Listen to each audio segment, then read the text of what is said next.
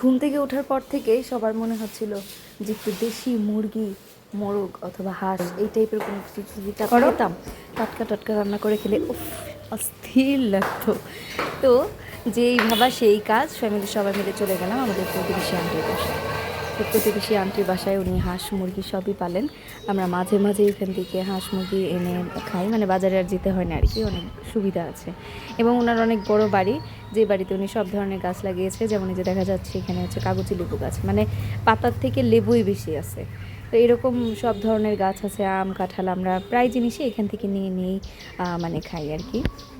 তো এই আমার মেয়ে, আমার মা, ছেলে সবাই আসছে, এরা বসে আছে, ওয়েট করতেছে কখন মোরগটা আর কি নিয়ে আসা হবে, মোরগ মুরগি যাই আছে নাকি। ওই যে ওইখানে তো হচ্ছে এই দেখা যাচ্ছে ওনার অ্যাটলিস্ট এটা হচ্ছে জাম্বুরা গাছ। হ্যাঁ, তো জাম্বুরা গাছও আছে, এখনও জাম্বুরা পাকে নাই।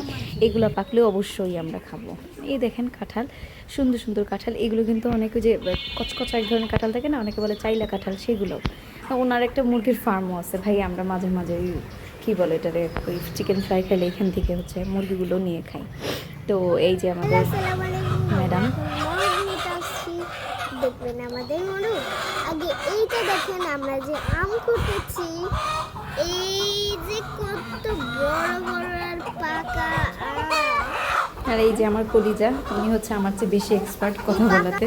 দেখি দেখি ওই মোরগ দুটো নিয়ে আসলো। মোরগ দুটোর ওজন 2 কেজি থেকে বেশি ছিল। তো আমরা মোরগটা দেখে আমার ছেলে অনেকটা ভালো পেয়ে গেছিল। হবে না, হবে হবে। এই যে আমি নিয়ে নিয়েছি মোরগ দুটাকে।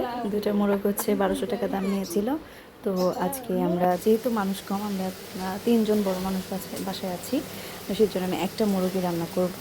তো এই চুলে টুলে সব কিছু রেডি করে মোরগ রান্না হচ্ছে। আর আপনারা যেহেতু জানেন যে আমার একটু ছোটো ছাদ বাগান আছে, তো আমি ছাদ বাগান থেকে আজকে হচ্ছে কিছু পুঁই শাক এবং লাউ শাক তুলে নিয়েছিলাম, সেটাই পাশের চুলাতে ভাজা হচ্ছিল এবং কিছু মোরগটা রান্না করা হচ্ছিল। তো আজকে আমাদের দুপুরে খাবার এইটাই। এখন কি সুন্দর হয়েছে, টাটকা টাটকা মাংস। ওকে, আল্লাহ হাফিজ, বাই।